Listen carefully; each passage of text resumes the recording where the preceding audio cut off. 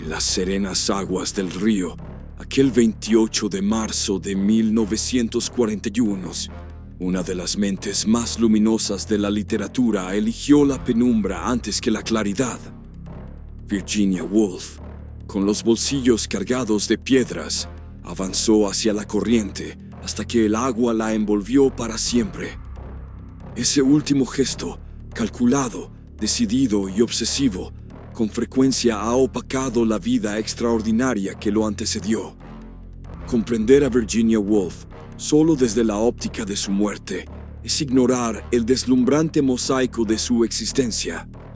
Su obra revolucionaria, su inteligencia aguda, sus duras batallas contra los demonios internos y las limitaciones sociales.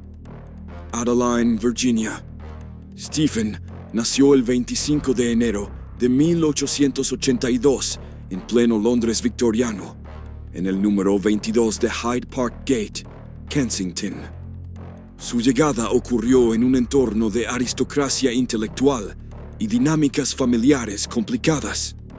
Su padre, Sir Leslie Stephen, fue una figura eminente de las letras victorianas. Historiador, crítico, ensayista, alpinista y el primer editor del monumental Diccionario de Biografía Nacional.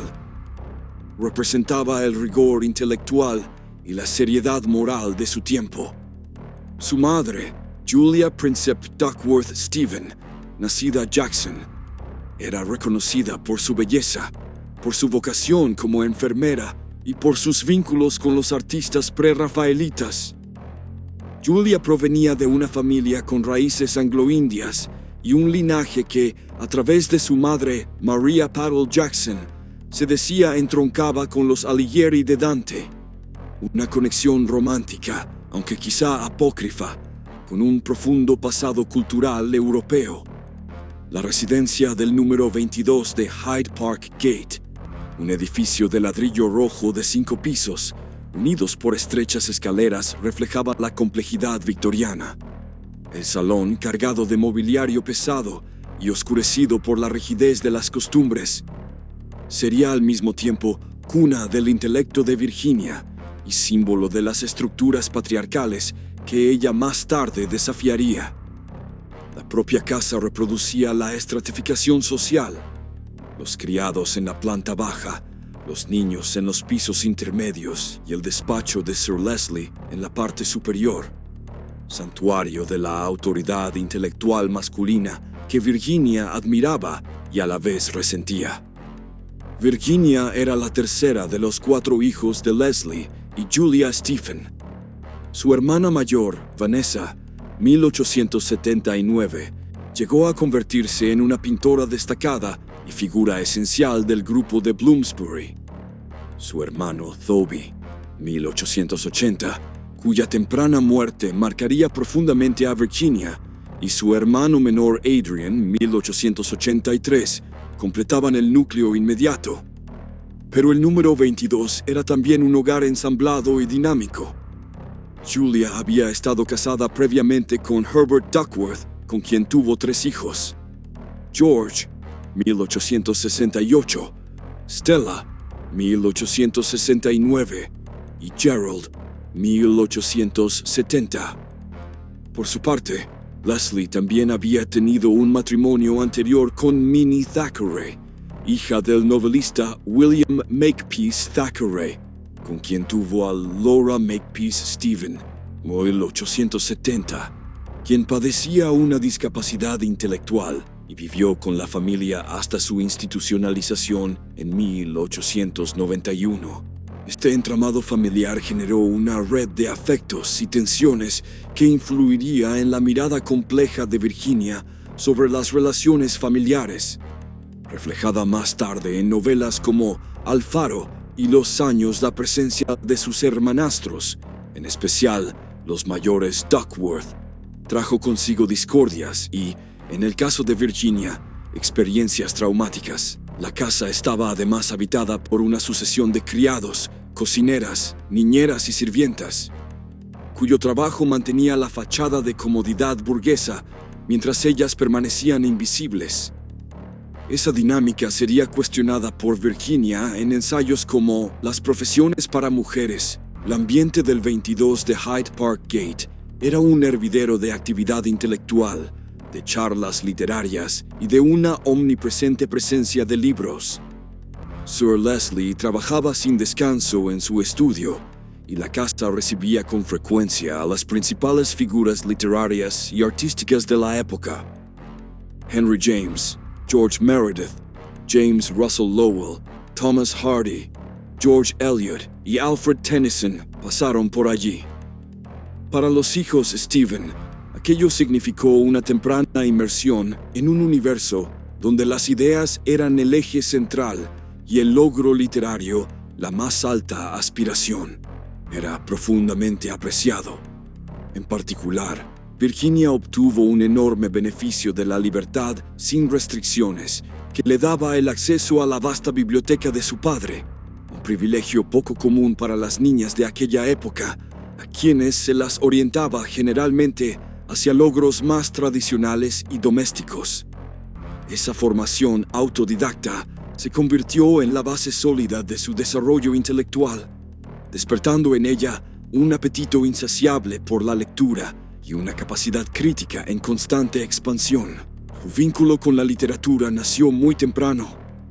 Mientras sus hermanos eran enviados a escuelas preparatorias y luego a Cambridge, Virginia y Vanessa recibieron su educación en casa, primero bajo la guía de sus padres y luego de tutores en áreas específicas como lenguas clásicas y matemáticas. Esta desigualdad en la enseñanza alimentaría más adelante las críticas feministas de Virginia hacia las instituciones educativas y el rol que desempeñaban en mantener la inequidad de género.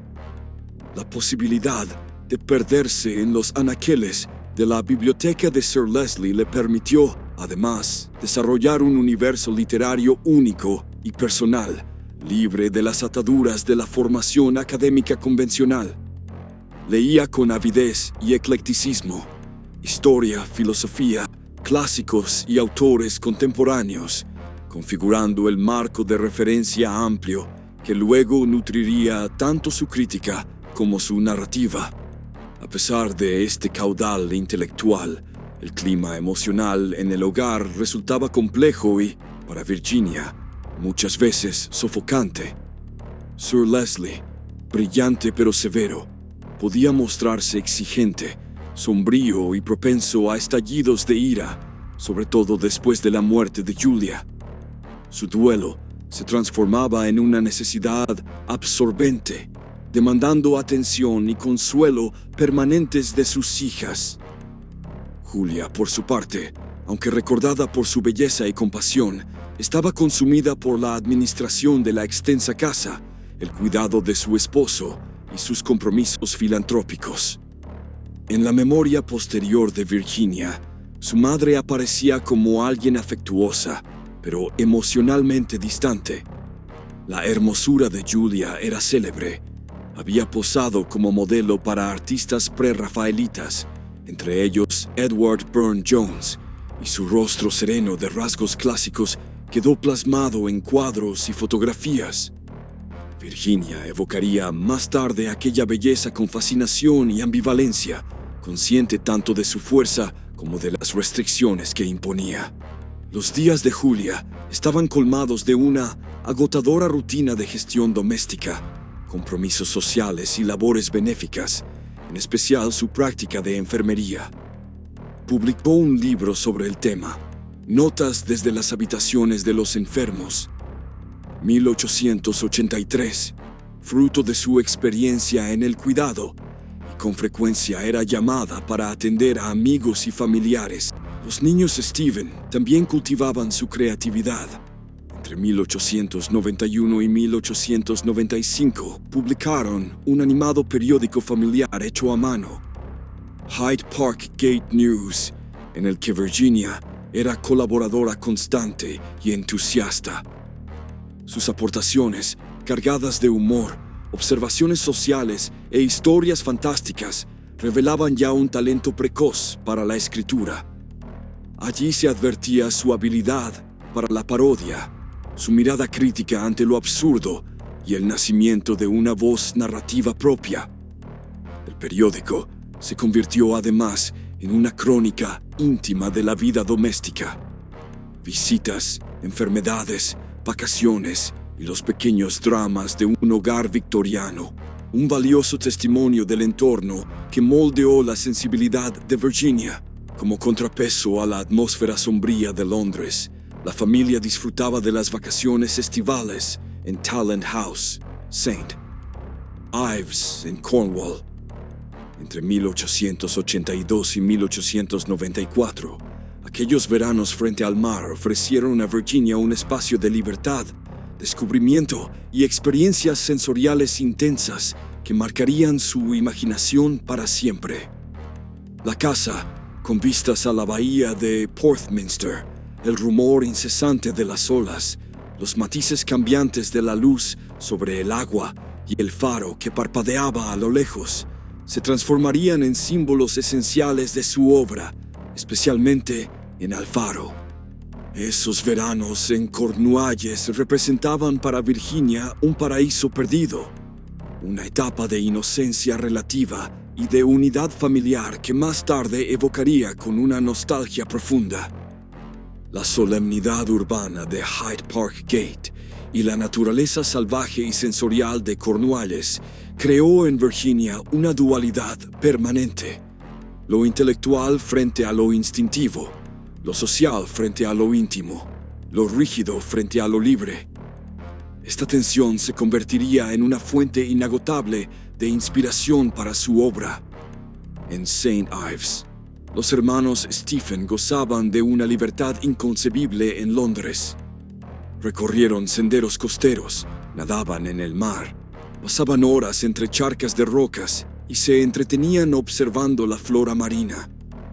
Virginia recordaría siempre la intensidad de esas vivencias, el estruendo de las olas que afirmaba seguir escuchando toda su vida, los matices cambiantes del océano, la cadencia de los días regida por las mareas en vez de por obligaciones sociales. Pero aquel universo de privilegio intelectual y veranos luminosos se vio quebrado por pérdidas desgarradoras que empezaron a marcar su adolescencia. El primer golpe, y quizá el más decisivo, llegó el 5 de mayo de 1895, cuando su madre, Julia Stephen, murió repentinamente de fiebre reumática a los 49 años. Virginia tenía apenas 13. La desaparición de su madre, núcleo emocional de la familia, fue un trauma devastador del que nunca se recuperó del todo. Este hecho precipitó su primer colapso psicológico, un período de duelo profundo, depresión y desequilibrio mental que inauguró una lucha de por vida contra la enfermedad. La pérdida de Julia transformó el ambiente en el número 22 de Hyde Park Gate. Leslie Stephen se hundió en la aflicción y se volvió cada vez más dependiente de sus hijas para sostenerlo emocionalmente. Stella Duckworth, la hija mayor de Julia, asumió el rol maternal, encargándose tanto de la casa como del cuidado de sus hermanos y del padrastro. Para Virginia, la adolescencia comenzó atravesada por esta ausencia, en un momento en el que los cambios físicos y emocionales se volvían aún más difíciles bajo el peso del duelo. Su ya complicada relación con el cuerpo, marcada por las estrictas concepciones victorianas de la feminidad, quedó todavía más perturbada por esa combinación de pérdida y transformación. Este patrón, duelo seguido de colapso, se repetiría trágicamente a lo largo de su vida, moldeando su visión sobre la mortalidad, la fragilidad de la existencia y la manera en que el trauma resurge en momentos inesperados.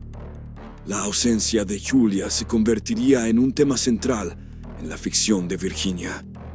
Se refleja en Alfaro, en la figura de la madre perdida, en la aguda percepción del paso del tiempo y en la exploración de cómo el dolor reverbera a lo largo de los años. La muerte de Julia también significó el fin de los veranos en Cornualles. Talland House fue vendida y la peregrinación anual a St. Ives se detuvo, sumando otra herida. No solo se trataba de perder a la madre, sino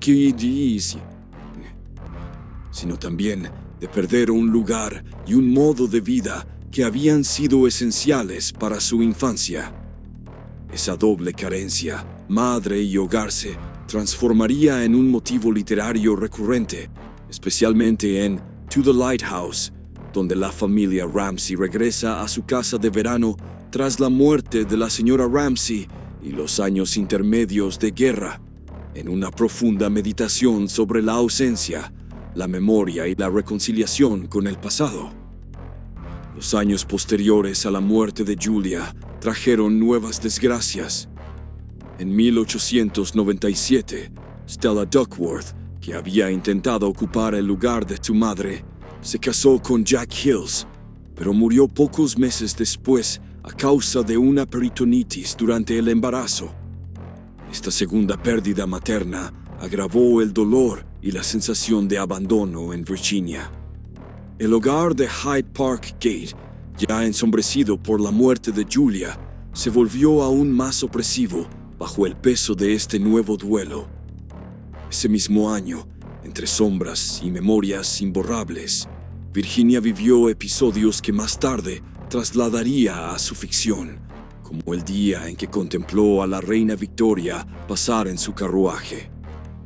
Durante las celebraciones del Jubileo de Diamante, un acontecimiento que dejaría huella en la memoria de la señora Dalloway Virginia, se sumergió en las páginas de George Eliot y Henry James, en un pequeño acto de insumisión que anticipaba la independencia de su pensamiento. Acudía a la iglesia, pero se negaba a arrodillarse. Esos gestos, aparentemente triviales, revelaban ya a una joven que comenzaba a afirmar su autonomía intelectual y a desafiar las convenciones religiosas y sociales de su tiempo. El periodo comprendido entre 1897 y 1904 estuvo marcado por un creciente encierro y tensión para Virginia. Sin madre y sin Stella, ella y Vanessa cargaron con el peso de las demandas emocionales de su padre. Aunque Leslie Stephen continuaba su labor literaria, incluida la edición del Diccionario de Biografía Nacional hasta 1901, cada vez era más proclive a la melancolía y la hipocondría. Se esperaba de sus hijas que lo acompañaran, lo escucharan, lo consolaran, que le leyeran en voz alta, transcribieran sus dictados, organizaran la casa y mantuvieran el nivel social que correspondía a una familia de su posición.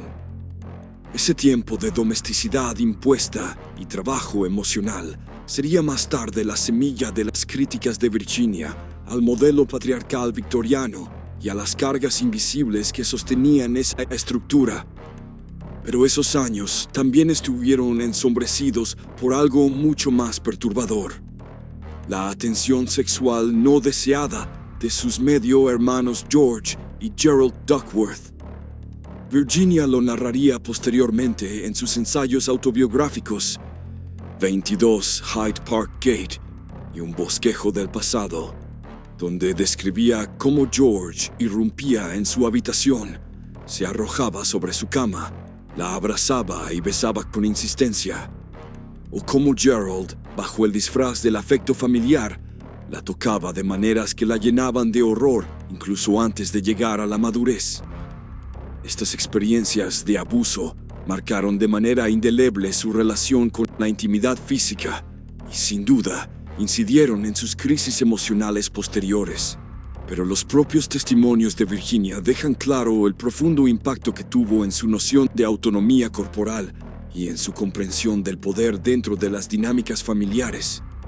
Que esas transgresiones sucedieran en el espacio que debía ser seguro, el hogar, y fueran perpetradas por quienes se suponía eran sus protectores, sembró en ella un sentimiento de traición y confusión que la acompañaría siempre.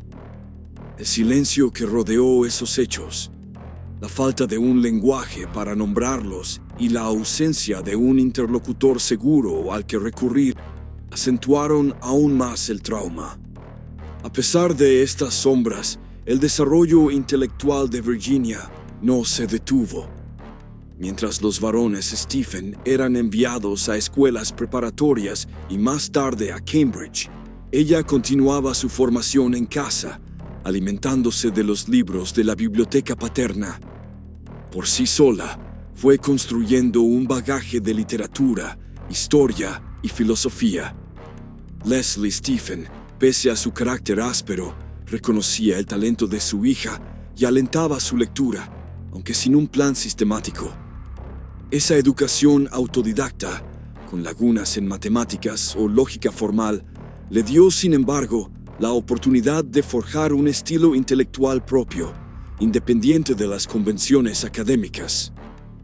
En 1902, Virginia inició clases de griego con Clara Pater, hermana del crítico estético Walter Pater, a quien ella admiraba profundamente. Ese acercamiento formal a la literatura clásica le brindó un marco estructurado que equilibraba sus lecturas amplias pero dispersas. La exactitud y la economía del griego, su sobriedad y transparencia, influirían en la prosa de Virginia, que pese a su lirismo, conservaría siempre una base de precisión y claridad clásica. La vida intelectual de este periodo también se vio enriquecida por el contacto con los amigos de Cambridge de su hermano Thoby, que solían visitar Hyde Park Gate durante las vacaciones. Entre ellos se encontraba Clive Bell. Lytton Strachey y Leonard Woolf llevaron consigo las ideas más recientes de Cambridge. Debates en torno a la filosofía ética de G. E. Moore, discusiones sobre arte y literatura, y una refrescante irreverencia hacia las viejas devociones victorianas. Para Virginia, aquellas charlas significaban un acceso directo a la libertad intelectual y a la igualdad que tanto deseaba. El siguiente golpe decisivo llegó con la muerte de Leslie Stephen en 1904, tras una prolongada enfermedad. Con apenas 22 años, Virginia sufrió un nuevo colapso nervioso de gran intensidad. Padeció alucinaciones, escuchó voces y hasta intentó arrojarse por una ventana. Fue internada por un corto periodo, experiencia que le dejó un miedo duradero hacia los hospitales psiquiátricos y sus métodos. Este episodio marcó un patrón que se repetiría durante toda su existencia. Fases de intensa creación literaria, seguidas por crisis mentales profundas, casi siempre desencadenadas al concluir un libro o por tensiones externas. La enfermedad de Virginia ha sido objeto de innumerables análisis y diagnósticos retrospectivos. Algunos expertos modernos sugieren trastorno bipolar, esquizofrenia o incluso estrés postraumático derivado de los abusos en su niñez. Sea cual fuera la causa, lo cierto es que atravesó momentos de gran perturbación psicológica, con delirios auditivos, oscilaciones emocionales extremas, insomnio y, en ocasiones, impulsos suicidas. Sin embargo, de esa adversidad emergió también un momento de liberación. Tras la muerte de su padre, los 4 hermanos Stephen, Vanessa, Thoby, Virginia y Adrian tomaron la audaz decisión de vender la residencia familiar en 22 Hyde Park Gate y mudarse a 46 Gordon Square, en el entonces pasado de moda barrio de Bloomsbury. Ese cambio en diciembre de 1904 no fue solo un traslado físico, sino una ruptura consciente con las normas y limitaciones de la época victoriana. El nuevo hogar fue concebido como un espacio donde mujeres y hombres podían reunirse en igualdad, donde el intercambio de ideas tenía prioridad por encima de la rigidez social y donde el arte, la literatura y la filosofía desplazaban los formalismos heredados. El propio espacio de Gordon Square reflejaba esta emancipación. En contraste con la pesada decoración de Hyde Park Gate, Con sus oscuros empapelados y muebles recargados, la casa de Bloomsbury adoptaba un estilo sobrio, moderno y marcado por la influencia postimpresionista. Paredes claras, mobiliario simple y un énfasis en la luz y la amplitud. Esta estética simbolizaba la búsqueda de liberación emocional e intelectual de los Stephen. En 1905, Virginia regresó también a St. Ives, visitando por primera vez desde la muerte de su padre el escenario de sus veranos infantiles. Ese retorno a un lugar cargado de memorias familiares y del mundo perdido de su niñez resultó profundamente emotivo, reavivando una conexión con el paisaje que años después se transformaría en el núcleo de su obra narrativa. Fue un viaje que le permitió empezar a integrar sus recuerdos en su identidad en formación, proceso que alcanzaría su punto culminante en Alfaro más de 20 años después. La casa de Gordon Square se convirtió rápidamente en el epicentro de las reuniones de los amigos de Thoby en Cambridge. Entre ellos Clive Bell, Lytton Strachey, Leonard Woolf y John Maynard Keynes, quienes formarían el núcleo de lo que luego sería conocido como el Grupo de Bloomsbury. Los célebres encuentros de los jueves por la noche se distinguían por discusiones apasionadas y abiertas sobre arte, filosofía, ética y política, marcadas por la franqueza y la igualdad entre los sexos, algo verdaderamente revolucionario para su época. Para Virginia, aquello representaba una madurez intelectual largamente anhelada. Por fin podía participar como igual en conversaciones que antes habían estado reservadas a los hombres. El Grupo de Bloomsbury, aunque nunca se constituyó como una organización formal y cuyos integrantes fluctuaban con el tiempo, se transformó en uno de los círculos intelectuales más influyentes de la Inglaterra de inicios del siglo XX. Sus miembros compartían una adhesión a los principios defendidos por el filósofo de Cambridge, G. E. Moore, la supremacía de los vínculos personales y de la experiencia estética, una postura escéptica frente a la moral tradicional y la convicción del valor intrínseco de los estados de conciencia. Estos ideales significaban una ruptura definitiva con el rígido moralismo victoriano y abrazaban un enfoque más subjetivo y experiencial hacia la ética y el arte. Para Virginia, Bloomsbury representó mucho más que un estímulo intelectual. Le ofreció un refugio de apoyo, la insistencia del grupo en la sinceridad dentro de las relaciones, su rechazo a la moralidad sexual dominante y su valoración de la expresión artística por encima de la conformidad social le dieron a Virginia un espacio donde explorar su compleja sexualidad y comenzar a articular su crítica hacia las instituciones y valores patriarcales. En 1905, Virginia inició formalmente su carrera literaria al reseñar libros para el Times Literary Supplement. Su primera crítica publicada fue sobre The Feminine Note in Fiction, aparecida el 4 de enero, y apenas 6 días después recibió su primer pago por escribir. Ese mismo mes, el día 16, ofreció una conferencia en Morley College, una institución de educación para adultos, lo cual representaba un logro significativo para una mujer sin formación universitaria en aquel contexto histórico. Ese año también reseñó The Golden Ball de Henry James y redactó el ensayo La decadencia de la escritura de ensayos, con lo que empezó a moldear la voz crítica que la llevaría a convertirse en una de las comentaristas literarias más influyentes de su generación. Paralelamente, su lectura continuaba siendo voraz. Se sumergió en El Renacimiento de Walter Pater, cuyas ideas estéticas dejaron una huella profunda en su manera de concebir el arte y la literatura. Pater insistía en el carácter subjetivo de la percepción, celebraba los instantes de experiencia estética intensa y cultivaba un estilo impresionista que resonó con la sensibilidad creciente de Virginia. Su célebre exhortación a arder siempre con esta llama dura como una gema reflejaba la aspiración de Woolf a capturar la intensidad de lo vivido en su escritura.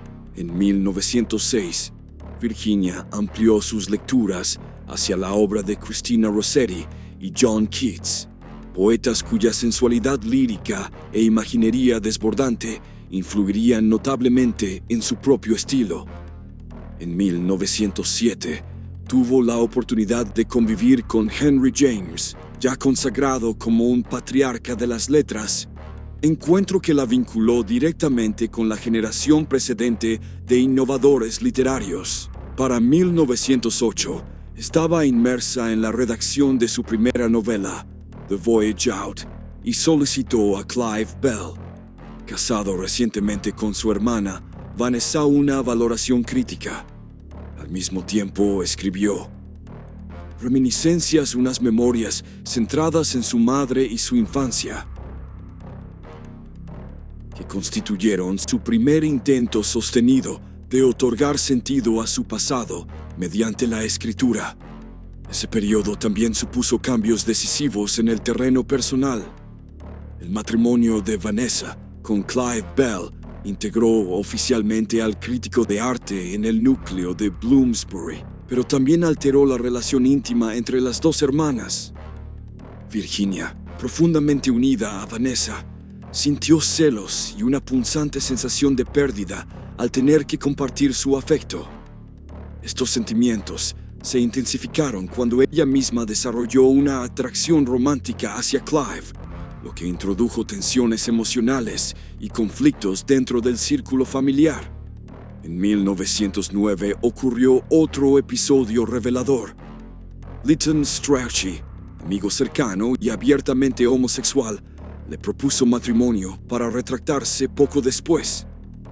Este episodio fugaz expuso con claridad la complejidad afectiva y sexual dentro del grupo de Bloomsbury, donde las fronteras convencionales de la sexualidad y las relaciones estaban siendo desafiadas y redefinidas constantemente. Para Virginia, aún inexperta en vínculos románticos, aquello fue un interludio desconcertante, pero significativo en la configuración de su identidad emocional. La amistad de Virginia con Lytton Strachey no se quebró tras el episodio de la propuesta de matrimonio. Por el contrario, se mantuvo como uno de los vínculos más sólidos y duraderos de su vida. En 1910, Virginia dio dos pasos decisivos que reflejaban la evolución de su identidad. Por un lado, se unió al movimiento sufragista, alineándose con la causa de los derechos políticos de las mujeres. Por otro, atravesó una nueva crisis de salud mental que la llevó a ser ingresada en un sanatorio en junio, al borde de la locura. Esta coexistencia de compromiso político y fragilidad emocional marcaría, con sus contrastes, gran parte de su vida adulta. Ese mismo año, Roger Fry, quien se convertiría en un amigo íntimo e influencia capital dentro del círculo de Bloomsbury, organizó en Londres la primera exposición postimpresionista, mostrando al público británico las obras de Cézanne, Van Gogh, Gauguin y otros artistas que escandalizaron a la crítica de la época. Esta revolución estética, que privilegiaba la percepción subjetiva y la autenticidad emocional por encima de la representación objetiva, dejaría una huella profunda en los experimentos literarios de Virginia con la forma narrativa y la conciencia. La muestra, realizada en las Galerías Grafton entre el 8 de noviembre de 1910 y el 15 de enero de 1911, se convirtió en un hito cultural. Aunque la prensa fue en su mayoría hostil, un crítico llegó a describir aquellas obras como el producto de un manicomio. Para Bloomsbury representó una reivindicación de sus propios valores estéticos y una provocación frente a las convenciones artísticas dominantes. Virginia, inicialmente reticente, Acabó reconociendo la fuerza de aquellos pintores que anteponían la visión personal a la objetividad, principio que la alentó a profundizar en sus propios experimentos narrativos con la perspectiva y la percepción. El año 1910 también fue crucial para la autoconciencia de Virginia como escritora. En su ensayo posterior, Sr. Bennett and Mrs. Brown afirmó que, hacia diciembre de 1910, el carácter humano cambió. Una declaración deliberadamente provocadora e irónica, pero que reflejaba su convicción de estar presenciando una transformación fundamental en la sensibilidad y en la representación del ser humano. Una transformación en la que ella misma desempeñaría un papel central. El siguiente gran giro ocurrió en 1912. El 11 de enero, Leonard Woolf, recién regresado de 7 años de servicio en la administración colonial británica en Ceilán, actual Sri Lanka, le propuso matrimonio. Tras un periodo de reflexión, Virginia anunció el 4 de junio que aceptaba, y la boda se celebró el 10 de agosto en el registro civil de St. Pancras. La ceremonia fue discreta y secular, reflejo del rechazo de ambos a los rituales religiosos.